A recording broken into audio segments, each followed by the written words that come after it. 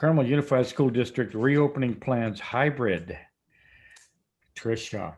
Okay, I'm going to intro the plan for you this evening, and we purposely put the safety plan first so that people could see the complexity in what we're dealing with. As Tom talks about our scientists, I call them our scientific geeks, and we so appreciated the time with them and the continued conversations, because obviously opening schools in a pandemic is a little bit out of our wheelhouse and our training. So that's why we brought in experts. And I really wanted to highlight the other people who have been working so hard behind the scenes. A lot of times you're just seeing certain faces. And so tonight you're seeing that there's a team of people, many throughout the district who don't get those accolades, who are in the trenches trying to make this happen for everyone and our kids. So tonight, we are going to be talking about the hybrid. We did bring that to the board back in July, and then we had a quick pivot, I think in August, from Governor Newsom, who declared that we would be just dealing with distance learning in California if you were in certain tiers and color groups and those types of things. So tonight we're bringing this forward again. We're not asking for approval. We're basically just giving you an update to the minor tweaking that we have done as a group to make sure that we're ready. And, obviously we're anticipating next steps in real time as we're in distance learning, and all of those energies are happening. We're doing cohorts, and we're also simultaneously doing hybrid. So the anticipation is that we know that at some point in time, we're going to be at the tier 2 red, which will be a wonderful thing because it says that we're going down in numbers, or that our elementary waiver is approved. We are applying for the waiver. We have stated this many times, and we are working towards putting that paperwork in. The process to apply for a waiver includes us gathering feedback and information from parents, and also that we consult with our union partners. We have met with both of our associations, and our conversations have been very positive, and the emphasis has really been about safety. And so this safety plan needed to be developed and to the point where we could take it to our associations to have the conversation about the next steps.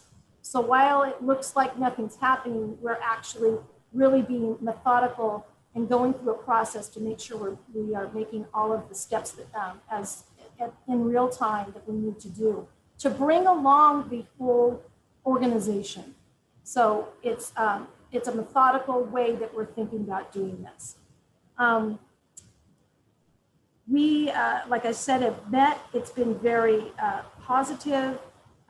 After tomorrow's our town hall meetings at each school, we are also going to be sending out the communication to our families on Friday. So Friday, parents will be receiving communication that requires them to make a decision at this particular point in time as to whether or not they will keep their student on distance learning, or whether or not they will choose the hybrid and take their child back into the building. We're asking that people do that for the remainder of the school year.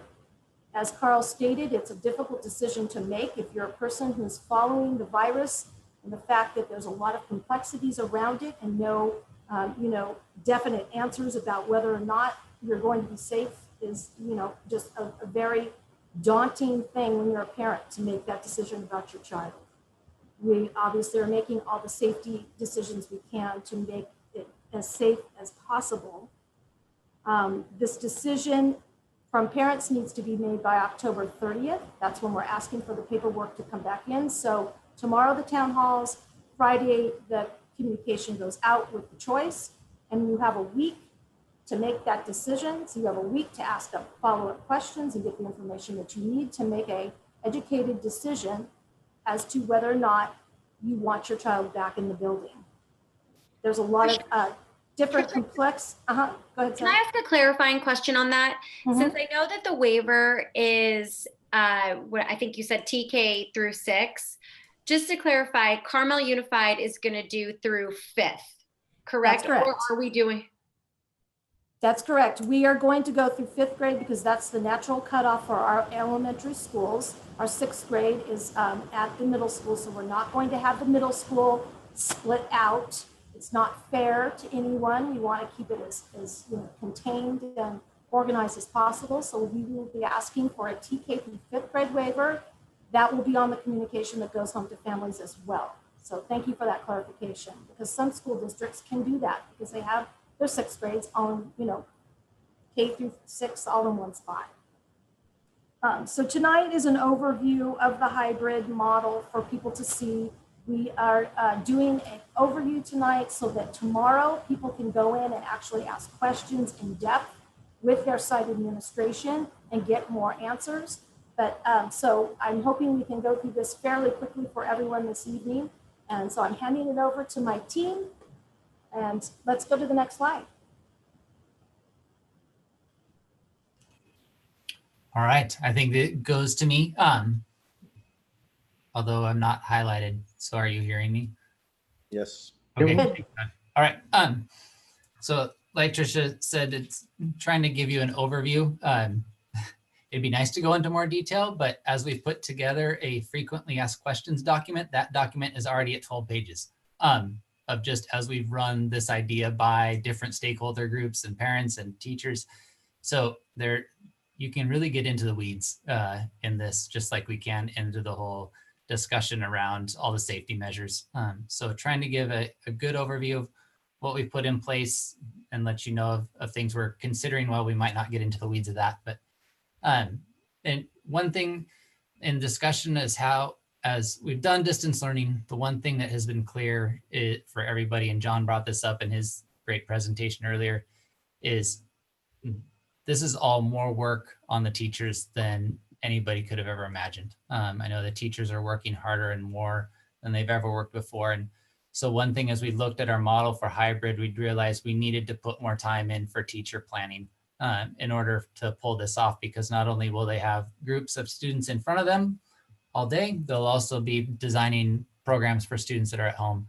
And so one of those tweaks that Tricia referred to back in the summertime, we presented that AB model that went over 2-week times. We've changed that to now be a model of AB, and we're calling it C for that Friday, where, for example, Monday, group A is at school, B is in distance learning. On Tuesday, they switch, and then back and forth Wednesday and Thursday. But on Friday, what would happen is A and B groups would both be at home doing distance learning, but they would start the day with their teacher for the first thing in the morning, and then move into more asynchronous work so that the teachers could have the vast majority of that Friday as a collaboration day and a planning day. Currently in the distance learning, they have some afternoons where the students are in specials the whole time, where they have some extra planning time, but in this format, they lose that altogether. And so it's going to be very important to provide the teachers the extra time. I think John touched on why that's important too, that the benefit they found at the high school level. You'll notice on the bottom, because it's been brought up about the splitting of A groups and B groups, it's going to be important that we look at the dynamics of those classes as we split them up. And so we'll be using the alphabet as a guideline, but that doesn't split nicely when you look at the actual classes that we have now and the grades that we have now. So that might be a guideline, but just for parents that are listening to, just know that that is not actuality. It will not be evenly split that way, but we're going to really look at how the dynamics of the class will be when the students are in class, in school, and how we can make sure to balance that given what we normally take into account. So if you can go to the next slide. So when you look at what's going to happen and what's at home and what's going to happen at school with the change, and this is just looking at the hybrid model right now. The first thing to note is that the hours, we originally did distance learning hours from 9 to 2, knowing that and thinking that when we got into a hybrid model, that's something that we could maintain those hours. So just kind of set the standard early so that families could get adjusted to those times. So we're still going to be able to maintain those hours of 9 to 2 when students are at home, or when students are at school. and work into the schedule our specials and things that kids will do at home. One thing to note too, though, kinder will still stay 9 to noon. Kinder hours won't change. This is 9 to 2 is the first through fifth grade hours. When the kids are at school in a hybrid model, they'll be with their teacher the entire time doing core academic instruction. And again, as was brought up in an earlier presentation from John, we know when students come back, we're going to have to spend time addressing the social emotional needs of the students. They will be happy to be back, but their emotions are going to be all over the place, and they're going to need time to adjust and time to make that change. And so it'll be majority academic instruction, but we know we're going to have to address the social and emotional side of students as well. And then the other thing is to know when they're at school, they will go out to recess, they will go out, to lunch, but that will have to be done in the cohorts. As Tom pointed out in his presentation with Yvonne and Dan, and Debbie, that maintaining those cohorts is going to be important. And so when the kids go out to eat lunch, I'm lucky, I'm at Tular. So, the majority of the time we can be outside. But as long as weather permits, they'll be outside in designated areas eating with their cohorts. And then at recess time too, it's the way that we're envisioning doing that is we're going to put in kind of multiple recess periods throughout the day, multiple lunch periods throughout the day, so that we can get kids on the playground outside, and then designate different areas for kids to play in on certain days, so that students can stay within their cohorts and we don't just have a beehive of activity, or I should say, unfortunately, like we normally do, because of needing to maintain cohorts. When the students are at home, it will be mostly asynchronous work that the students are doing that are assigned by their teachers. We're going to use our instructional aides to provide support to students at home. So when students at home have questions on some of the work that they have been assigned, they still have access to a staff member as well, because the teachers will all be teaching the kids in front of them. So they won't be able to spend the time working with the kids at home.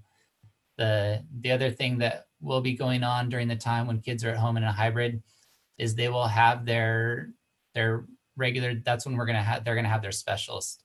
So PE, science, music, all the specials, they'll still get those, but they'll all be done virtually through Zoom, most all of them synchronously. And so that is also when we'll be taking attendance for students when they're at home, is when they have their synchronous classes with specialists. You can go ahead and flip to the next slide. So that, thankfully, you guys saw the presentation from the team right before us, and they covered a lot of this. The things to know that in a hybrid model, when students are at school, they will go through those daily temperature and wellness checks that'll happen before a student gets out of the car and comes onto campus. And when they do that, though, the students will go straight to the classroom. We won't have that morning playtime anymore. Students will just go straight to class when they get to school. Like was pointed out, the students will stay in those stable cohorts throughout the entire day at school. So, and I know this is going to be hard, right? That students come to school, they want to see their class, not just their classmates, but their friends. And if your friends are not in your cohort, you're not going to get that interaction that you would normally have at school if we were all back in person. And so, but we need to do that to make sure we can stay safe and healthy. And so at recess, like I said, at lunch, they'll be in those same cohorts in their designated areas. And then, like Tom pointed out, students will be masked at all times. I know over the summer or the earlier town halls and meetings that we did, that was a big question mark. And we know now students are going to have to stay masked the whole time. Recess time, indoors, outdoors. The times obviously they'll take it off is when they're eating lunch or eating snack or taking a drink of water. We will make sure that we'll organize things throughout the day to make sure that students keep their physical distance and maintain that 6 feet. That's going to go from the kind of this the structures we have in place and the signage around campus as reminders. The routines will set in place just with the way rooms will have to be set up, and the playground, and I think that the people ask, the questions, okay, at recess time, how are you going to really get kids to stay 6 feet away at recess time, right? Like, is that really going to happen? That's where I think at elementary, especially, we're going to have to take a real positive approach to that kind of that mask wearing, physical distancing reminders, and try to have as much fun with it as possible. And also really teaching kids that, the reason we're doing this is to keep each other safe. And so really reinforcing that message, complimenting them when they're maintaining 6 feet of distance, gentle reminders to let's make sure we maintain distance. We know kids will be running around the playground, so obviously they might fly by each other, but on the playground, that physical distancing is really going to keep them apart, so they're not congregated, hanging out together within, or they can do that, but maintaining distance. And so the other part, the regular hygiene practices that the previous team went into with just the disinfecting the classrooms, right? But for the kids, it's going to be teaching them, making sure they know how to wash their hands correctly. And then also kind of the practices, general practices will be whenever they walk into and out of a classroom, they'll wash their hands, right? So they wash their hands when they come in, or sanitize, the wash or sanitize when they go out, before they eat, after they eat, if there's any materials that they're having to manipulate in class that may require that. And so those will all be in place. And like Tom pointed out too, the sharing of materials, everybody will have their own materials that they'll get to play with on their own. And so, so we'll have all those health and safety measures when kids are at school that we're going to need to follow. And so I think it's just important to realize with those measures, it's not going to be school like people normally think of school. And so, which is disappointing, but that's where we're at right now. And so, and we're talking at least about bringing students back, which is a good thing. And so we've got to remember that. And then you can go to the next slide, and I think I'll hand it over to Elisa to talk Cooper. Hello. At Captain Cooper, of course, we're a smaller school, so we will be able to have students in school every day, but we will need to modify our daily schedule. We'll probably have some students starting at 8:30 and others starting at 9:30 to give the bus time to make a couple trips in the morning. And then the same thing in the afternoon. We'll have, at least 2 bus trips on either end. And we do have a couple classes that we've already reduced somewhat. So we're getting creative with our staffing with our students so we can maintain that 14 or fewer students in each cohort. And we will be following the same health and safety protocol as the other elementary schools. So is this an appropriate time to ask a question Sure. to Ryan and Elisa? So what does it look like if a student chooses distance learning? So you can ask that. I'm gonna get to it at a later slide. So when we get to that, All right, I slide, jumped the gun. that's okay. No, it's a great question because it is going to change. It is going to change a little in distance learning. Well, I feel like they said everything that I needed to say, so you can just skip my slides. I'm done. Did such a good job. So Carmelo Middle School is also going to be following the ABC schedule. And again, emphasizing the fact that this is the downfall of going back to a hybrid model is that students will only they'll go from receiving 5 lessons a week really to 2 lessons a week. They'll either be put in an A cohort or B cohort. So when we set the current schedule up, students were put into classes based on the original, we sent out a survey at the beginning of the summer asking if they wanted to be in a distance learning model permanently, or if they thought they would come back if the campus reopened. So we kind of grouped our classes like that. And I know we're going to send out another survey, so that can change. But what will happen is a teacher's class will split. So half the group will become our A group, the other half will become our B group. We will have cohorts of 9 students. Our classrooms are smaller, so we can't fit very many students in there. So those students will be together. They're on a team of teachers, and those same 9 students will travel with each other from one classroom to the next throughout the day. And so they will be, if you're an A group, you're in school on Monday, Wednesday, and you're working at home on Tuesdays and Thursdays. And the same with the B on the opposite schedule. When students are at home, they will be participating in their electives, and they will also be working on asynchronous lessons. And I think I'm jumping ahead to the next slide, so I don't want to say too much right now. But and then on F days, or excuse me, F days, I'm past my bedtime right now. I think my eyes are like starting to swim in my head. On our C days, we will be doing similar to the elementaries, where it will be a work day for our teachers, but at the same time, our teachers will be checking in with students. They will be having office hours. It will be their time to kind of catch up with kids who are falling behind or who need extra help. So that's what will happen on our C days. So can we have the next slide? Because I think I was moving on to what was already there.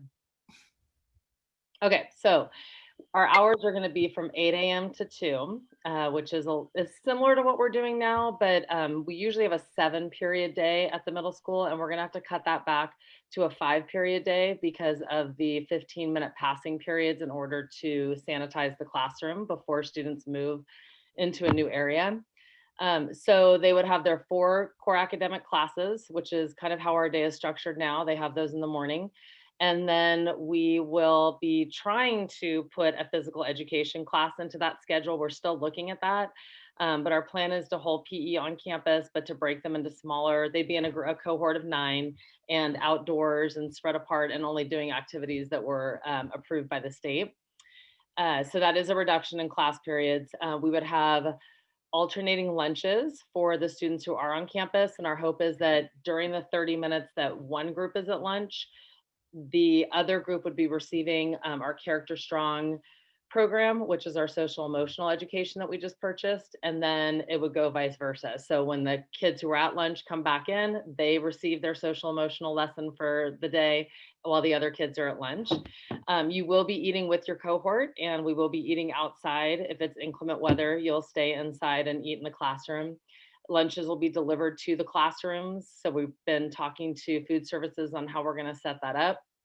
And when a student is home, remote learning will take place with some sort of a live engagement, because of if a student, not all of our students are taking electives, they have the option of just doing an academics only schedule. So for those students, we need to make sure that we have a way that they're checking in with somebody on their off days. So we're still working around that of how we're going to make that happen. But they're also going to be working on asynchronous assignments that have been assigned to them when they were actually on the campus the day prior, and taking their live elective classes if they are enrolled on those days. So that is what would happen when they're at school. And I know there was one more thing I was going to say about that, but I think that's about it. So next slide.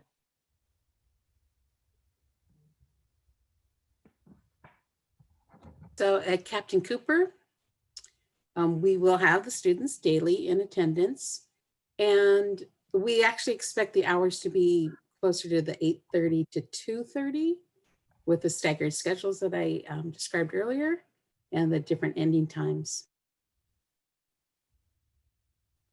And at Carmelo Valley High School, where our numbers are such that we can bring all students back on campus, we'll go back to our age-old schedule, which is from 8:30 to noon. So we'll actually get all of our required instructional minutes in, even so it really won't be in a hybrid, it'll be back to school. We were really working on job shadowing and internships. We'll have to postpone that possibly indefinitely because of the times that we're in. And our hours will be from 8:30 to noon, but we'll have all kids every day.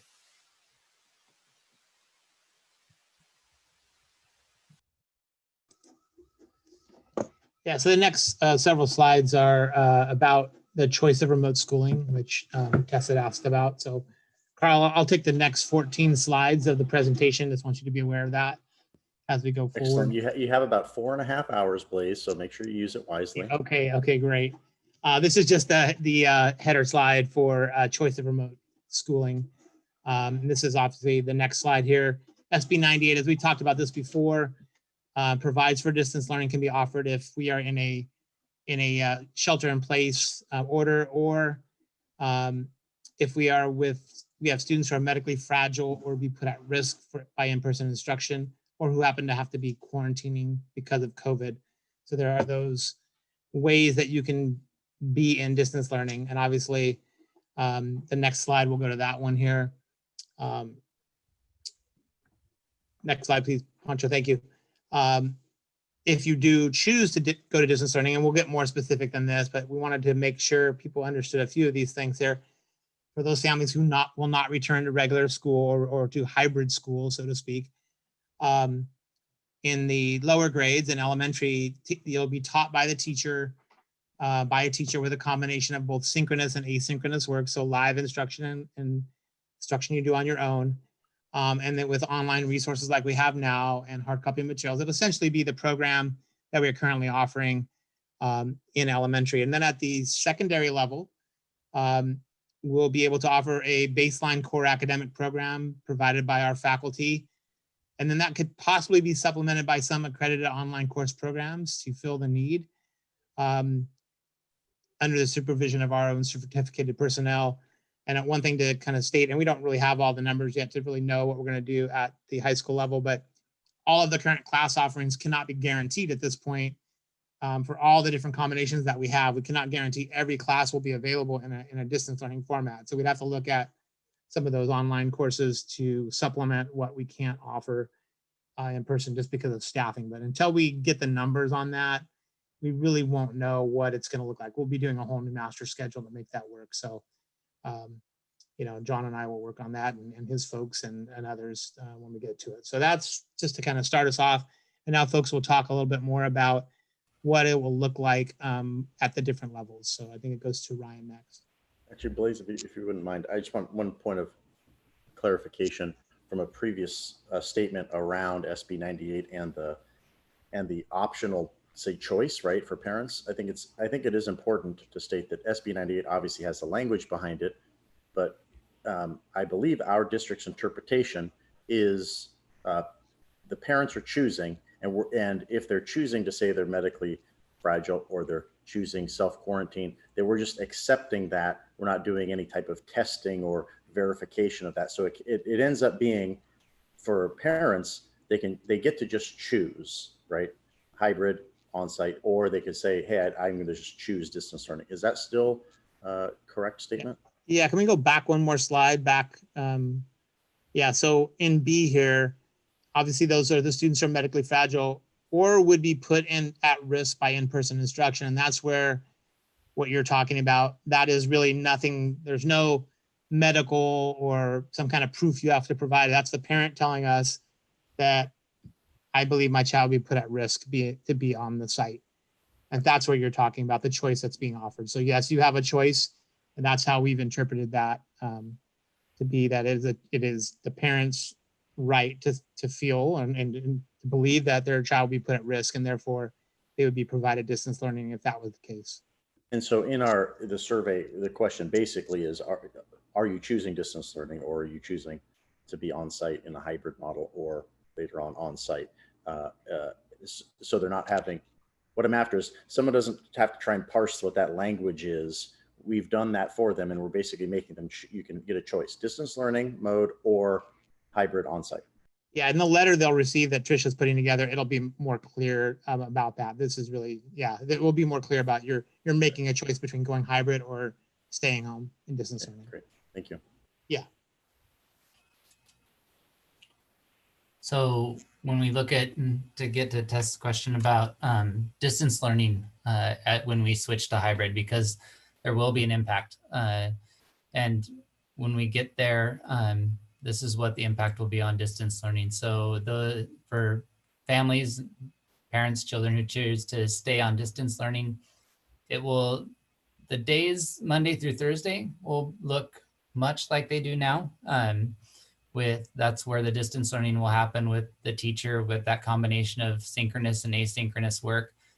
Friday will be kind of the bigger change. That Friday will be the same as it is for the hybrid teachers or the hybrid schedule, where the students will have their meeting in the morning with with the teacher. And then the rest of the day, they will go on to do some work with specialists, have access to the aide that might be supporting the class, do the asynchronous work so that that teacher has that prep time that they need to prepare for the week and to give them time to collaborate with their teachers that are also doing the hybrid model. And so it most likely it's going to be hard when you go with one teacher. If you're teaching all your kids one day and doing asynchronous the next day and back and forth, so only 2 days of instruction with your kids versus 4 full days of instruction with your kids. We'll get to it on the next slide in a second, but it's not going to be lockstep. Kids that are doing distance learning will not be doing the exact same thing as the kids in hybrid. And so, but we do want to make sure that there is time to collaborate so that if there's only one teacher doing distance learning, they're not all by themselves, but they have a collaborative team that they can work with to plan and bounce ideas off of. And so, but the distance learning, the other thing that would change in distance learning compared to now, I know that Mr. Martin and I at the sites have been able to adjust our schedules to where all of the specialists are in the afternoon for the distance learning. So all the core academic instruction is in the morning. When we switch to the new model, that will switch as well, most likely. That students now could have their specialists when they're in distance learning, they'll still have their specialists, but it now might be at various times during the day. It might be in the morning, it could be in the late morning, it could be in the afternoon. So that's something that will change too. So that will mean that for kids on distance learning, there will be academic instruction that will have to happen in the afternoons. That right now it's not as much in the afternoons, it's more of in the morning time. So if you can go to the next slide. Because like we've been talking about, this is a big decision. And we want to make sure that families are considering all the different factors. Like I said, Mr. Martin and I, we've been working on a 12-page Q&A document to give you more information that we'll send out on Friday. But some of the things that are highlights that we want to make sure that families are considering and need to consider when looking at distance learning. Obviously, the big one is their COVID health concerns, how safe they feel about bringing their kid back to school and onto campus and around other students and staff. And then the next thing that we want parents to think about is how well, or we think they should think about, is how well is their child functioning in the current distance learning model? Are they able to do well, or are they really struggling? The thing to know in distance learning is that your child's teacher will likely change because now some students will choose to go distance learning, some will go hybrid. I'm guessing there probably may not be as many going to choose distance learning as hybrid, but who knows, that we'll see when we ask parents to make that commitment. But they need to know that if you choose distance learning, your teacher will most likely change.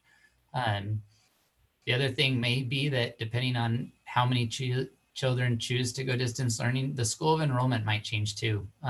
If River School and Tularcitos and each have 9 kids in 2nd grade that want to go distance learning, and Cooper has 1 kid that wants to go distance learning, there will be 1 distance learning class for the district.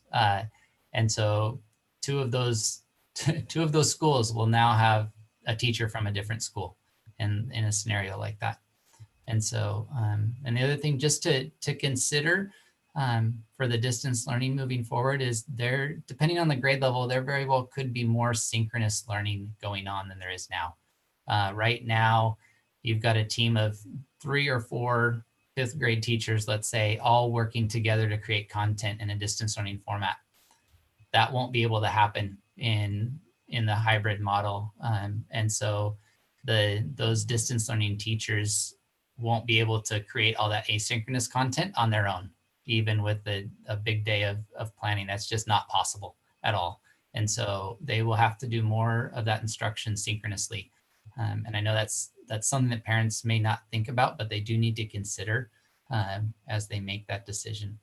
So when you look at considerations for hybrid and choosing to come back, obviously the big one is just that desiring for in-person experience with your teacher and other students, knowing that it is just going to be with those cohorted, you're their cohort. I think that's something to keep in mind too. Parents need to know that their child's teacher may change just as we have to reshuffle kids. That students keep in mind that in a hybrid model, students will be at school 2 days a week, and they'll be at home with their teacher, and 3 days at home, still doing distance learning at home. But when they are at home, it will be that that asynchronous classroom academic work, and then they'll have their synchronous specialist work and get some support too from their instructional aide. And then the Friday would be a little different in that everybody would have that classroom meeting in the morning together. And the other thing to point out, and John brought this up when he did his high school presentation, and it holds true for elementary. We're going from 4 days or 5 days, sorry, of the current distance learning model of instruction down to 2 days with their teacher. And so you can't get to the same level of content. And so one thing that we're going to have to do for a hybrid approach is we're already having to prioritize what we're teaching and not getting to everything we normally teach. In a hybrid, we're going to have to further prioritize it. So we'll still get through the year's material that we need to get through, but we have to more highly scrutinize where we're spending our time and what standards we're teaching. And thankfully, there's a lot of work that's been done out there by various people about what are those key priority standards, and our teachers have done a great job of looking at what do they really need to learn in this year so that they're ready for the next year. But in a hybrid, we're going to have to hone down even more just because the limited time that we'll have with the kids in a hybrid situation. So those are kind of some of, there are many more. I know there are many more, and I know that our town hall tomorrow is going to be full of a lot of really good questions because there's a lot of different scenarios out there. And so I know parents that are listening now, just want to encourage you to write those questions down now that you're thinking about. So when we get to our hybrid town hall meeting tomorrow night, you can ask those questions there where we can really get into some nitty gritties. Of course, I'm assuming the board will have questions tonight too, but so those are some of the things we really want to encourage parents to think about. Is this presentation going to be the same as the one you're doing tomorrow? It'll be the same slides, but we're going to go into a little more detail, especially around the safety, the health and safety measures, because they will not have heard that presentation from the team right before us. So we're going to go into more specifics of what a day might look like too, to give parents a better idea. Oh, questions out there, or are we? We're middle school's next. Jen gets to come back. Middle, where are they? Middle school. We're always the forgotten middle child. Oh, no. It's okay. I'm happy to be the middle child. It's all good. I want to preface by saying, just agreeing with Ryan that this is a very, not a watered down version, but tomorrow in the town hall, I will go into much greater detail as to what an experience on campus will look like, what an experience off campus will look like, the safety measures, all of that. So I just wanted to add to that as well. And when looking at our distance learning model, it's pretty much the same as the elementary. Again, they're going to have 4 days of distance learning. The difference being that they will be in an A or a B cohort as well. So they will be actually interacting with a teacher 2 days of the week, and then 2 days they will be learning asynchronously, just like the students who are in a hybrid model.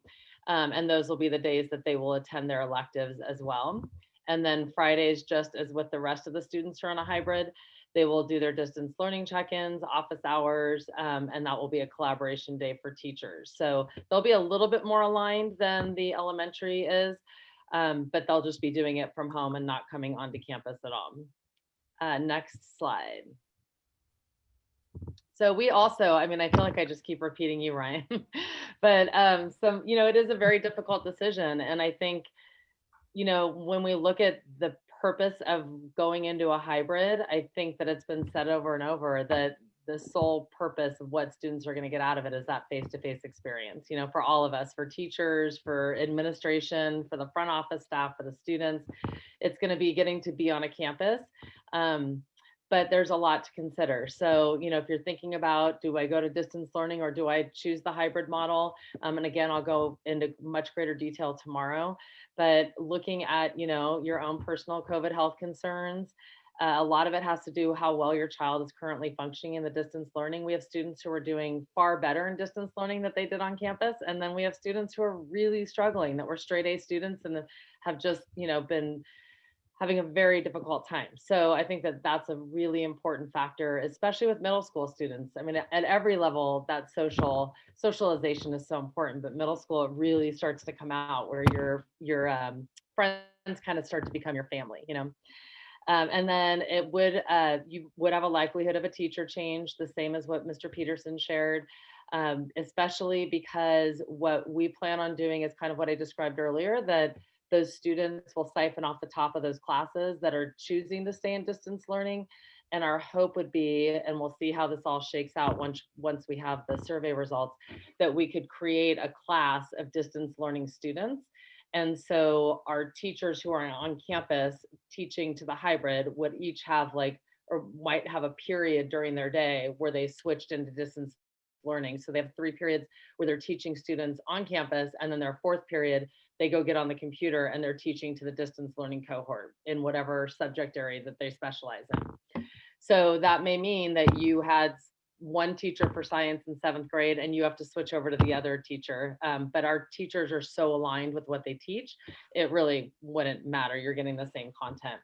And then a possible limiting of elective choices, just because of the numbers of students and how to fit everyone into those classes, which has been similar already in the distance learning model. We haven't been able to offer as many electives as we could in the past. And then key considerations for hybrid, pretty much the same as elementary.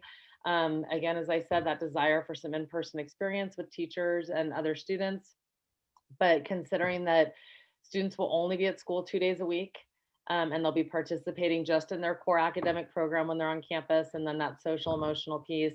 And when they're distance learning, they'll be at home 3 days a week with no access to a teacher, except for on that Friday. So on the 2 days that they're distance learning, they will not have access to their teacher because their teacher will be working with other students. So that is a difference now where, they do have direct access even though they're home.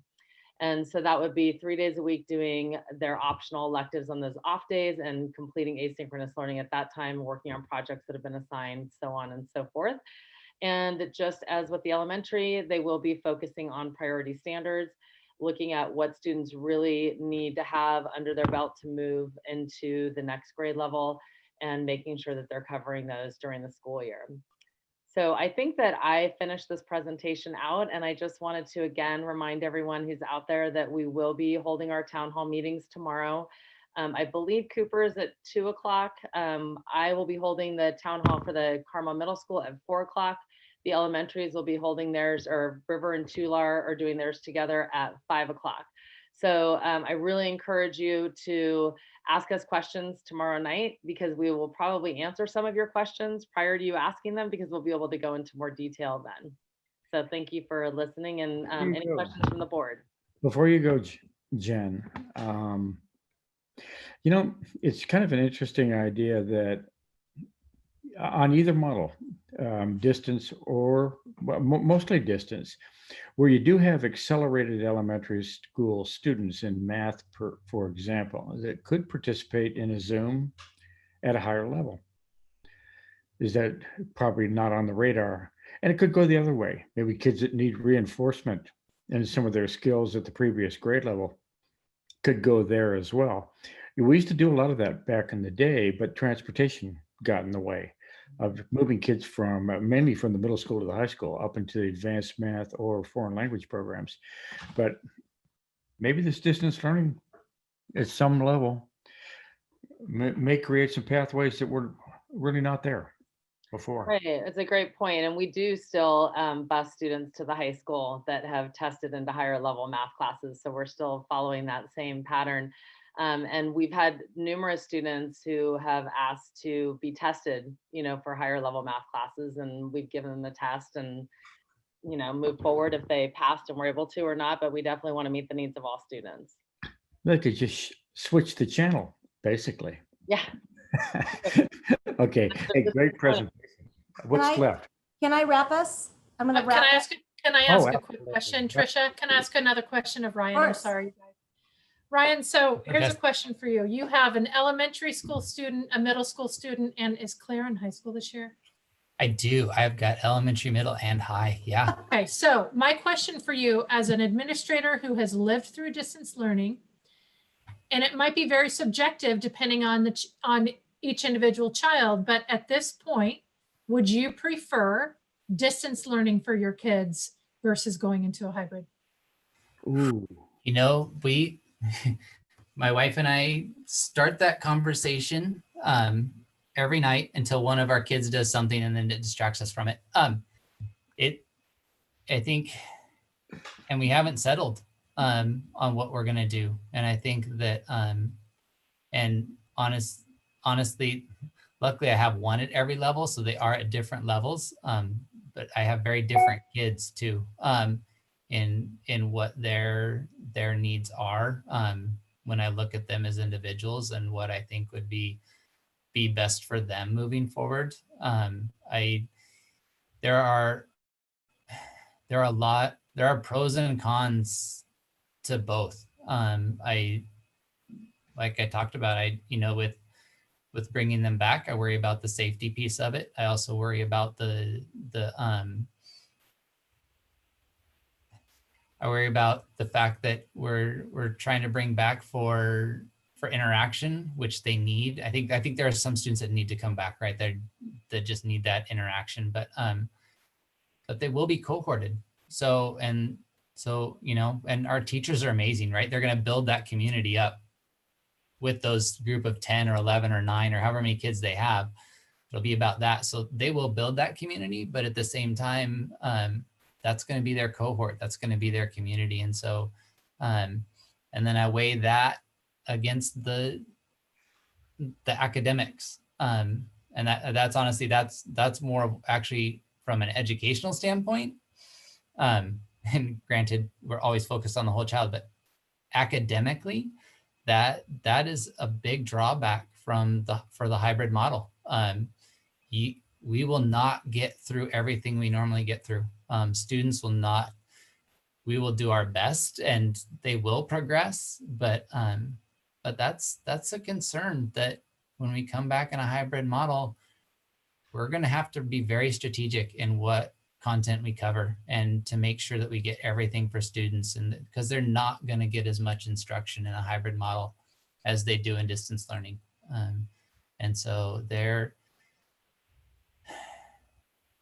we haven't decided, Tess. We're still on the fence about what we're going to do for the kids.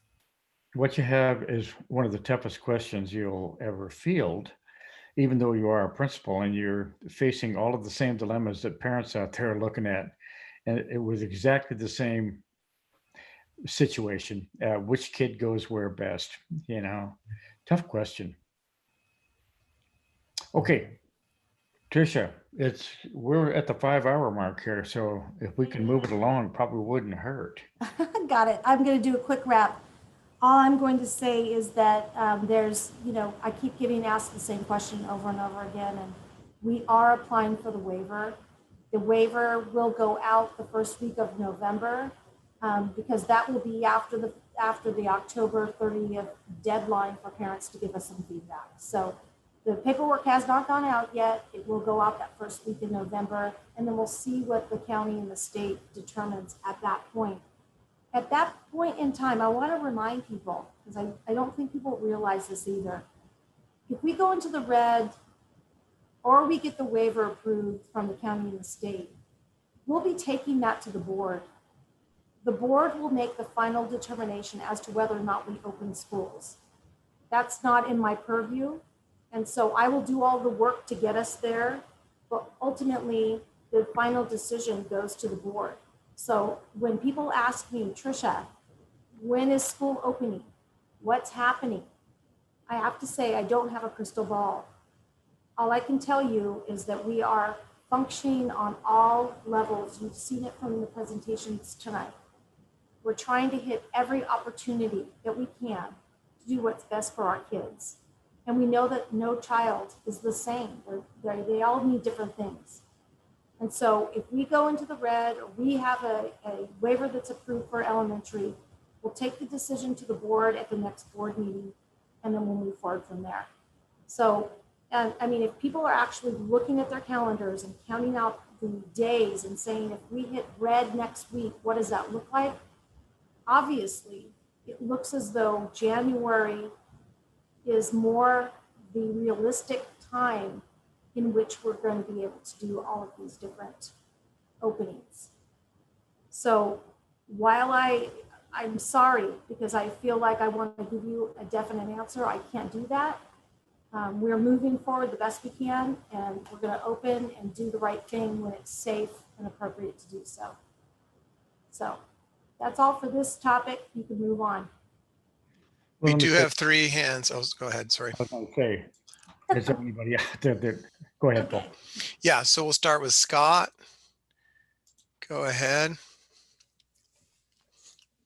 I just wanted to say I really appreciate everyone on the board. You've been doing an amazing job at this. And Tricia, I wish we would get rid of the interim title on your name. I really appreciate everything you're doing. I think you're caught in a hard situation, and I think you're navigating the waters really well. And I guess to all the parents who may still be awake, not very many out there in the school board, you know, as an ER nurse, this is not, you know, I've been dealing with this for 7 months. This is not a concept for me. I'm holding these hands. I'm watching these people die. And I'm really concerned about our children. I'm really concerned about our community. And I'm really concerned about our teachers. And as far as our teachers are concerned, you know, we all know agriculture has the highest rates, right? There's 2,644 cases in agriculture. In education or childcare is second, 1,314 cases in Monterey County. These are all Monterey County statistics. So this is home. So I'm worried about them, and I'm worried about our cohorts. You know, it's very child-centric. We talk about our kids are only going to be with so many kids, but the vector of these kids is the teacher. They're going to see both cohorts, and they're the highest at risk. So I worry about our teachers. You know, I had a patient who was a 5-year-old kid, and he had no symptoms whatsoever, no COVID symptoms, and he had a stroke. He couldn't talk. He couldn't move the right side of his body. I don't know if anyone's seen anyone have a stroke, but seeing a 5-year-old have a stroke, and the only thing we found on him was he was COVID positive. Like, kids aren't getting as sick, but we don't know the end results. And these severe cases really do happen. And American Academy of Pediatrics came out with a new study yesterday saying that in the first 2 weeks of October, COVID cases in pediatrics have increased 13% just in the first 2 weeks of October. More than 84,000 cases of kids have been tested COVID positive in the last 2 weeks. 10.9% of all cases in the US are in pediatrics. It means overall, globally, over 741,000 kids have tested positive for COVID. And fortunately, kids don't get sick. They don't get as sick as adults do, but they do transmit this virus. So I'm just really worried about our community. I want everyone to keep these concerns in their heads when they're making these decisions. But I really appreciate everything everyone is doing. You're doing an amazing job. Wow, thank you, Scott. All right, we have Rita Patel next. Rita, you can go ahead and unmute. Hey, Paul, thanks. Quick question, I guess for Tricia. I heard you mention that it's, you know, up to the board, which is obvious, but has the board considered giving marching orders now once we get to the correct tier?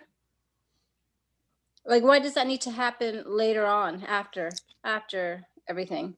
Yeah, the board Because has, Rita, the board hasn't, oh, go ahead. Because I have some, you know, family and friends up in the Bay Area, and it looks like some boards just gave some marching orders or parameters of just when you reach this, you hit this, whatever it is, you guys got the green light. It's a good question. No, we haven't set any protocols for the district to follow as a board. What we're doing is letting them do the heavy lifting on this, which they're doing. And when we get a recommendation, I'm speaking not for the board, but just as a representative of the board. Our style is more to listen to those recommendations that we get from the district staff and move from there rather than making any kind of a declaration about if this happens, that happens. If this happens, if that happens. You know, I don't know if that answers your question, but no, we have not engaged in any discussions of that nature. Carl, the next person up is Matt Borick. Matt. Hello, Matt. I'm getting a message though.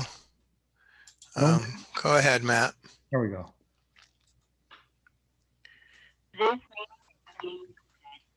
Hey, Carl, how's it going? Good. I'd like to thank everyone for their presentations tonight and the board, and especially all the admin and teachers who've been putting in all this extra time getting prepared for hybrid. I'm speaking tonight as a parent of 2 students at Tularcitos, and there's no doubt that we miss our regular school. It's really been challenging to switch abruptly to this distance learning model, as we really enjoyed being on campus, obviously. But we've really shifted our mindset and really embraced distance learning with amazing teachers and amazing support from the school. Distance learning has been working extremely well for our 8 and 10-year-olds, and they've really found their groove. Again, their teachers are amazing, and they've really engaged with our children really well. And I have serious concerns with a hybrid model. A lot of those were expressed tonight, and I just want to highlight them. Going from full distance learning, where they have access to their teachers 5 days a week, they then would lose that and go to 2 days a week. And one of the real things that I'm worried about is them losing this relationship that we've worked so hard to develop with our teachers. The possibility of teachers changing mid-year. Also just kind of, I know kids are resilient, they really are. They're probably more resilient and adept to change than we are as adults. But again, just kind of this huge pivot in the middle of the year when things are going well. And especially, again, my serious concern is losing the teacher that they've been developing this relationship with for the last 4 or 5 months. So I don't really have a question. I just wanted to comment and thank everyone for all their hard work. Thank you, Matt. And well said. It just goes to show you folks, it's going to be interesting to see where this all lands. And that's what the surveys are for. I had a couple of parents say to me, why are we doing another survey? Because we just did one, and we haven't really, not that recently. But you know, when you start developing programs and planning it exactly who's going to be where, when, doing what, you really got to have some pretty accurate data. So appreciate Matt's input. Anyone else, Paul? We've got one last one. It looks like initials SA. Go ahead.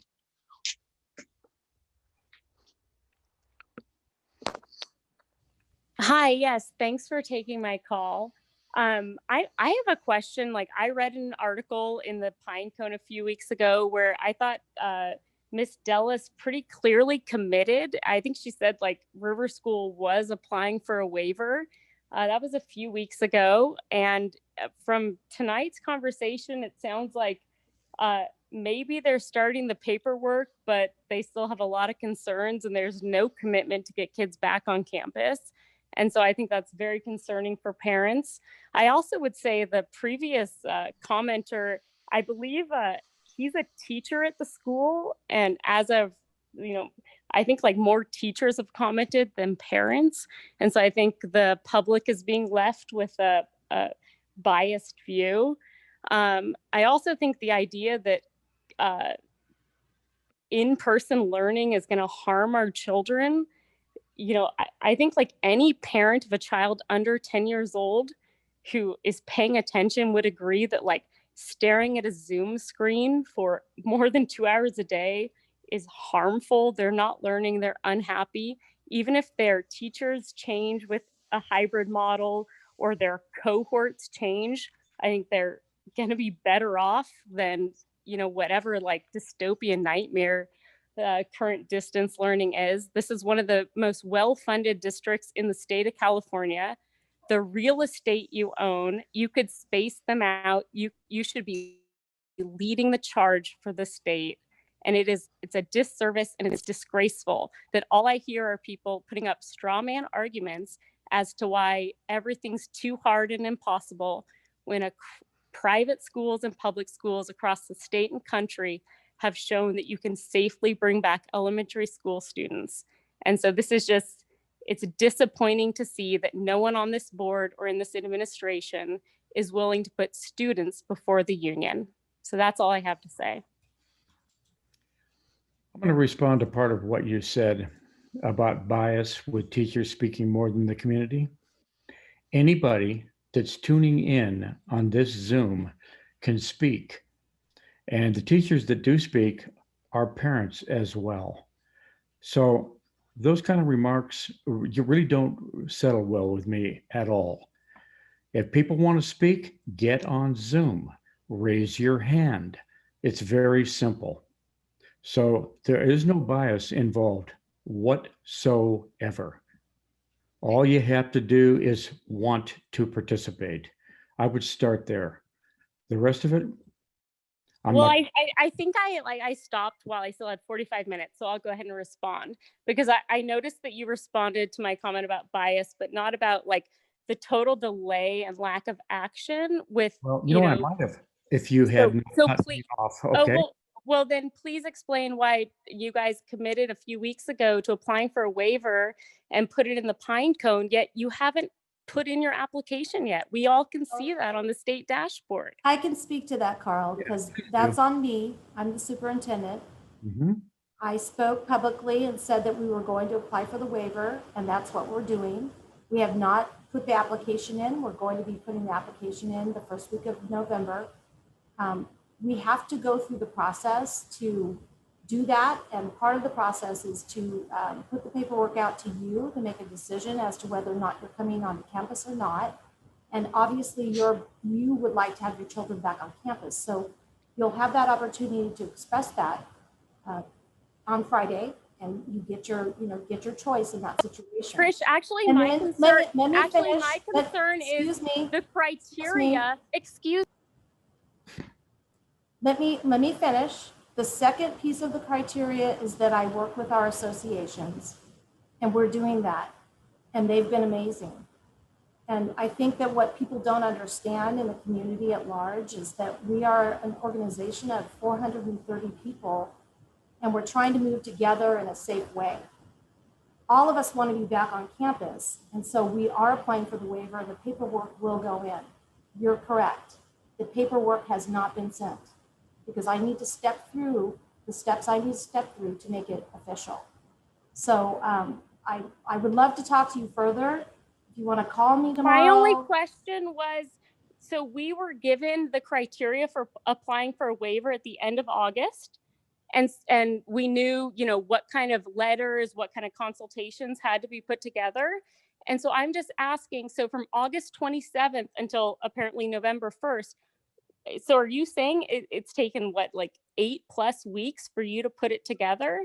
No, actually what I'm saying is that Dr. Moreno at that point in time, there was criteria as far as being in the purple tier and numbers coming down for the application to even be considered.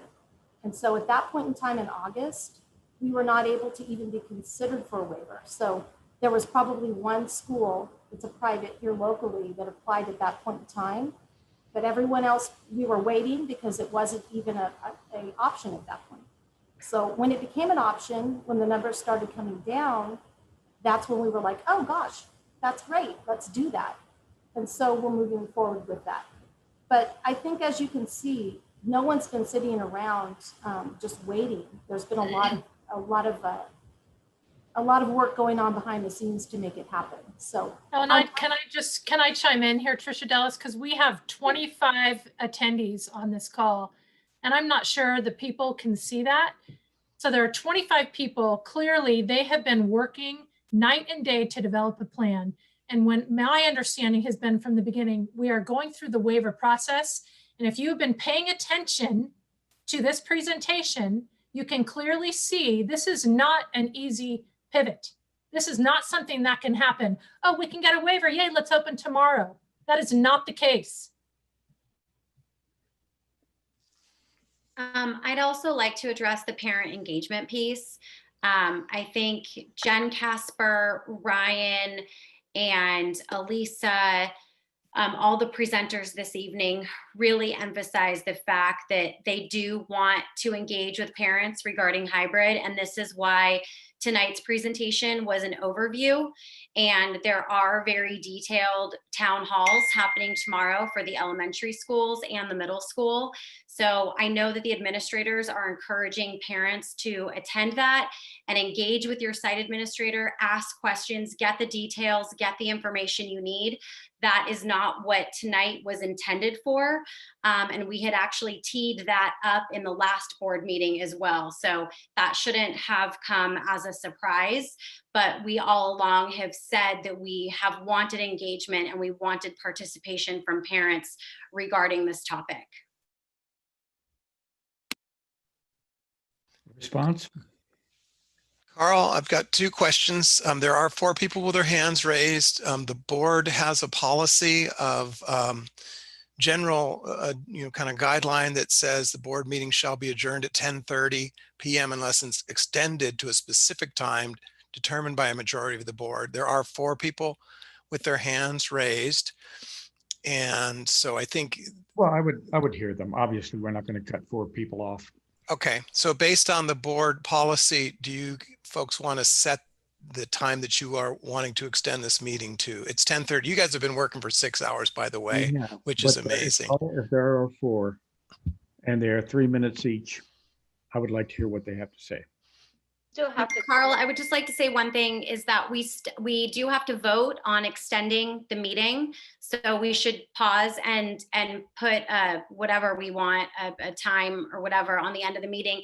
And then also just note that we are not finished after this discussion because we still have additional agenda items. It's the first time I recall happened to an extended meeting. You know how much I like extended meetings. So if that's the protocol, I guess we would call for a vote to extend the meeting to allow the 4 individuals that are left in online are in line to continue. So all that are in favor of extending the meeting. It's not just for that, Carl. You still, I'm sorry to interrupt. You still have other agenda topics after that. So if you Well, can. I know, I realize that, but the extension of the meeting is what we're talking about. I know that there's Paul, other. can I get a point of order there?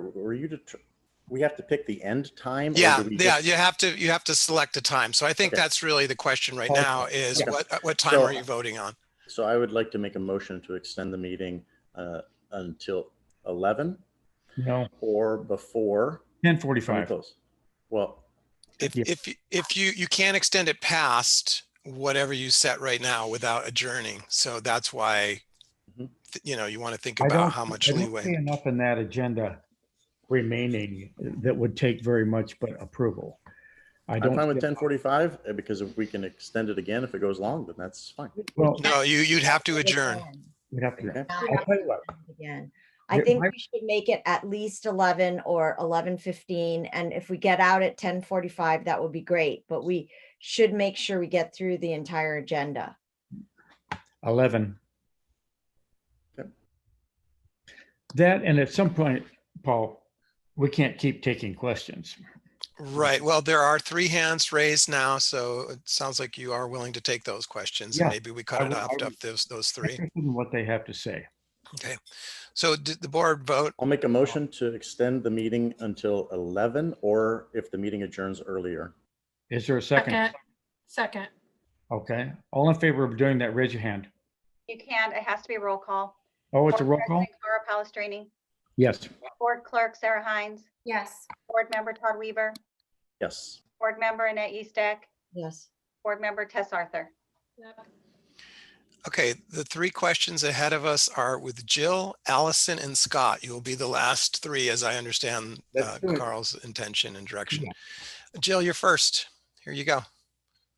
Hi. Yeah, really quickly. I mean, I really want everyone here that's sitting on the board to really try to understand that parents are suffering, their children are suffering. You come to board meetings and you talk about how wonderful the teachers and the staff are, which we already know and we agree with. You never talk about the suffering that the parents are going in through. You never read letters from parents saying, my child is crying, please help me. Never. Every time someone calls in with any kind of concern or criticism, you attack them. Of course, nobody's going to call in, Carl. People are not raising their hands. I'm getting death threats. I mean, people will not stand up to this. It is terrifying. We do not feel like we can talk. People are scared. They call me after the meeting. They email me after the meeting. They want to know what happened. They couldn't be there because it's too late or whatever. And then you end a meeting talking about a waiver, the thing that the 57 parents that started the meeting on wanted to hear about. You know, like we got videos about how great distance learning is. Like, this is kind of ridiculous. Like, Sarah brought up some great points that should be addressed and shouldn't be, and the tone is angry. It's always responding to parents' concerns with anger and upsetness and defense. No, that is not how you engage parents. Like, Paul is the only one that like comes to every meeting with like a balanced, like, hello and goodbye and like no judgment. Like, we need to be able to hear from people. We need to take it into account. Thank you. I couldn't agree with you less. The only angry comment, the tone that I had tonight was somebody mentioning that they did not have an equal opportunity to speak. That's the only time in this entire meeting that I can think of where there was any kind of reason for me to be a little bit bothered by that. And it's always about the teachers, even though they're parents. No, I just absolutely do not agree. And we're going to have to simply agree to disagree. We understand the grief. We get it. You know, I've raised 3 of my own, and I've got 3 grandchildren that are all very young right now going through this in the Carmel district. We get it. Who's next? It looks like I have Allison Dunton available to speak. I'm going to allow her to talk. Sure. Absolutely. Allison, you can go ahead and unmute yourself. Okay, hello, good evening. This is the first time I've listened into a board meeting and I wasn't planning on speaking.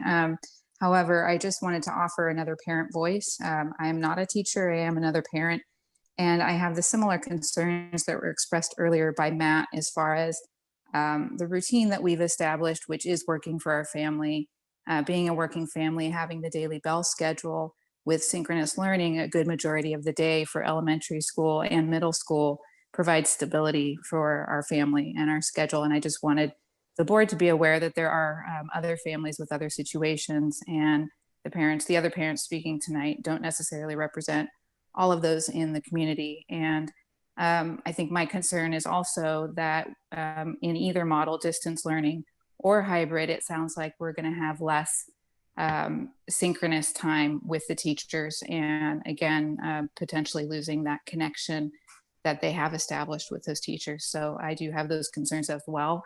And it doesn't sound like that will be an option that's presented in this survey. So other than that, I do think that it sounds like the district has done a thorough job in making sure that all of the regulatory requirements are met.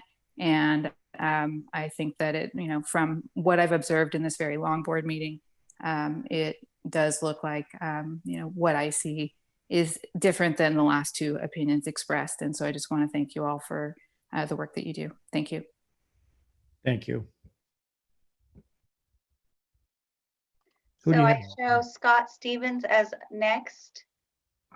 Scott, you Go there? ahead, unmute yourself, Scott. Yes, hello. Still here, and a parent who just wanted to express our situation is very much like what Matt had mentioned earlier. So I just wanted to piggyback off of that. And this is also our first board meeting, and just want to, add to a voice, add another voice to the conversation.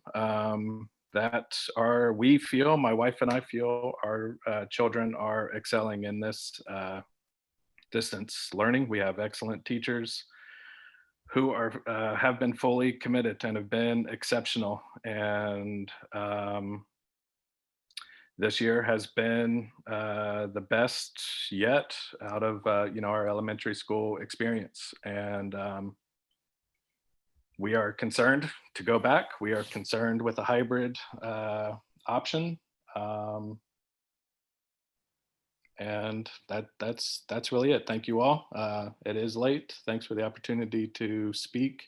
And again, just to pass on, as a parent, we are happy in this distance learning. We appreciate it as an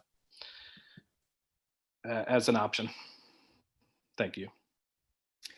Thank you. Board, anything you wish to say? There is another hand raised for Evelyn. Oh, I'm sorry. Right, I'm going to allow Evelyn to speak. Oh, absolutely. Evelyn, you can unmute yourself, please.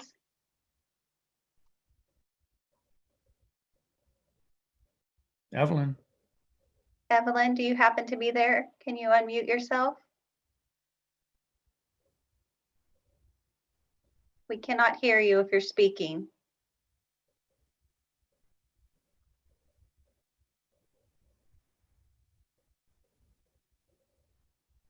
Evelyn, we cannot hear you if you're speaking.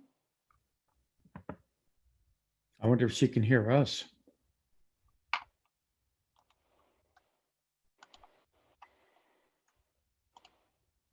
I've sent her a chat right now. I don't know. Is she still available? Paul, are you out there? I am, and there's nothing more I can do than what Trish is doing. Okay. I think she might have tried to exit. She might be trying to re-enter. Okay. It's up to you. Well, she can re-enter. Is she available? That's the question. Yeah, we're gonna try now. Oh, yeah. Evelyn, would you like to try to speak? See if we can hear you. Yeah, hello, can you hear me now? Yes, we can. Thank you. Okay, sorry about that. Yeah, I just wanted to make a quick statement too. I mean, I think it all comes down to that everybody will have a choice, right? Whoever wants to stay in distance learning, they have the choice. Right now, not everybody has a choice. The ones that are ready to go back, that want to go back, they don't have a choice. We are all forced to have, be in distance learning. So I think that's what it comes down to. Just let everybody have a choice and let's move on. Thank you. Okay. I think that choice is right around the corner. Kind of sounds like to me. So. Okay, Carl, that's the last of the questions. Okay. No comments by the board. Let's go ahead and finish.